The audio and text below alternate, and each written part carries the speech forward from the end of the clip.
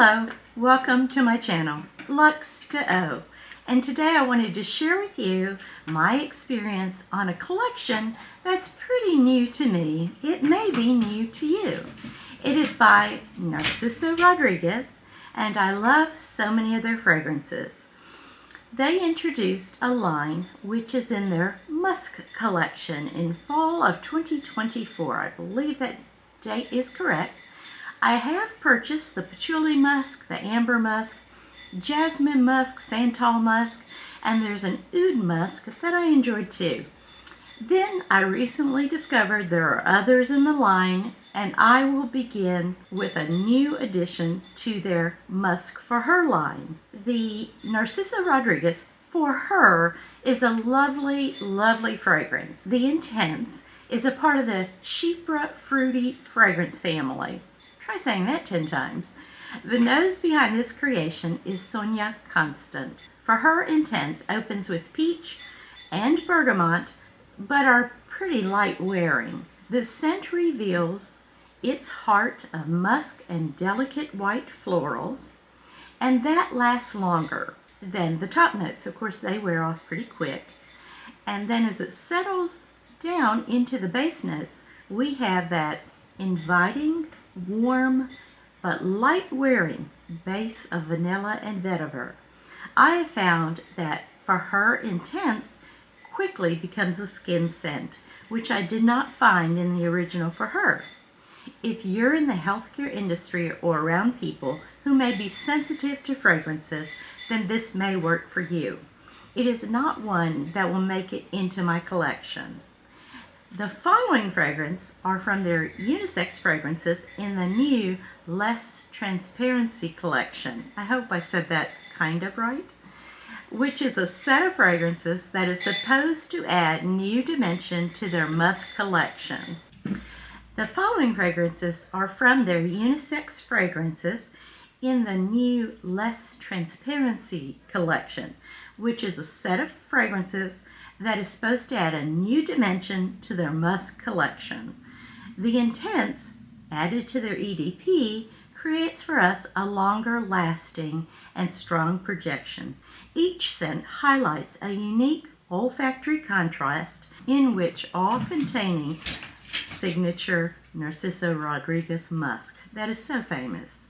The first one on this list is Wild Tuberose. And I do love the color of the juice in the bottles. These are clear bottles, and I think the color just adds a lot to it. It's a pleasure to see that on my dresser. Wild Tuberose has top notes of peach, jasmine tea. The heart notes are tuberose and jasmine. The base notes are musk, amber, and cedarwood. This was launched in 2024. This is an EDP Intense fragrance, and it's a blend of floral, woody, and musky notes. The opening is bright and pleasant with white peach, and it's a juicy white peach. And you do have a jasmine tea, which adds a freshness that is quite welcoming. At the heart of the scent, you have the tuberose and jasmine, and the tuberose is the star of the show. This creates a very pleasant blend. The tuberose is kind of a bubblegummy tuberose, and you do need to like tuberose to enjoy this, in my opinion. It has a velvety feeling. Finally, you do get those base notes of musk, amber, and cedarwood, providing that lingering fragrance. This is not my favorite tuberose fragrance I would choose to wear if I wanted a tuberose. I would probably choose L'Interdit Original or any of the flankers, and I would choose Armani Privé, the Rouge Malachite. But it is a lovely, lighter wearing tuberose. It does have a lingering power, but it is rather light wearing, but I do think it is a perfect addition to summer. The next fragrance is called Radiant Magnolia, and isn't she beautiful? I love a pink color liquid. I think most of us probably do. The top notes are bergamot, ambrette, ginger. Heart notes magnolia, rose, and musk. The base notes are osmanthus, and Akigala wood. It's a floral fragrance and it is beautiful. I think Magnolia adds a refreshing, crisp quality with that bergamot and rose. We often see these large white floral fragrant blooms that are magnolias, and their scent is wafting through the air here in the South. You need to stand only a few feet away and you will really be hit by that lovely fragrance. To me, it's a scent of home, obviously, and it's a very appealing fragrance note. It's a floral that I absolutely adore. The slightly spicy quality of Magnolia is assisted in here with the ginger. This is unisex, and Magnolia offers a unique touch. It's very feminine leaning in my opinion. It's a slight citrus that helps to keep this one fresh. It has kind of a resplendent quality. Radiant Magnolia is an easy to like scent to my nose. This is light and airy, and it can be a lasting fragrance without any heaviness and is perfect for spring and summer. On me, I have found this to be lighter wearing but very enjoyable. I like Magnolia fragrances though. Now, if I do have a suggestion for a Magnolia fragrance alternative, I would suggest maybe a Gucci Gorgeous Magnolia or even Estee Lauder's Beautiful Magnolia. Estee Lauder sounds like maybe an old-fashioned brand to some people, but they still make some lovely fragrances. The atomizer is always nice on this, and this is very light, airy, and very refreshing. I'm so happy to have this in my collection. And this is the Narciso Rodriguez Radiant Magnolia. The next fragrance in this trio collection is, and I think it's supposed to mean spices, Epicee is the way they spell the second word. So I'm thinking that's a spicy. It's an amber floral fragrance. The top notes are very pleasant with Divana, cardamom, mandarin, and candied fruits.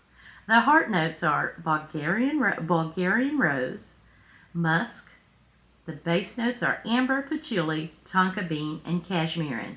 This is perfect, in my opinion, for a fall, winter season, and even through springtime, probably mid-spring. I may not choose this in the heat of the summer. The soft petals of the Bulgarian rose are joined by the classic Narciso Rodriguez musk. The mandarin is present with that spicy cardamom. The Divana already has a fruity floral with some spicy quality to it, and that is very nicely paired with the candied fruits. The atomizer on all of these, and I found with most of Narciso Rodriguez to be very pleasant. My favorite rose from Narciso Rodriguez is the Musk Rose Noir. But this is a very different take on the rose.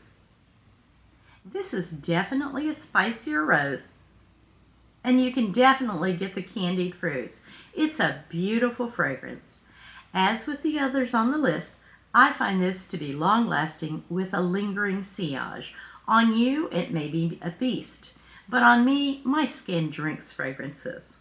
So to sum this up, there are other fragrances that can offer magnolia, jasmine, tuberose, or a spicy rose. And I think that these are very, very good choices for the summer season. Now, am I blown away by any of them? Not really. I do think uniqueness, the spicy rose, is very nice. I do think, as I mentioned, fall, winter, all the way through mid-spring and even spring evenings. And I think it's even date night appropriate. This is absolutely gorgeous. And I think that it lasts a lot longer than you would normally think. I guess I see the light colored juice and I think it's going to last a shorter period of time than what it does. But this is absolutely a gorgeous collection. I think the colors are beautiful choices. I think they perfectly fit the fragrance inside. And I do think it has that lingering sillage. Not a powerhouse. It's lasting on the skin, I have found. But the lingering quality is what's so nice about these in the summertime. I think they're perfectly appropriate. And I think that these were very successful blind buys.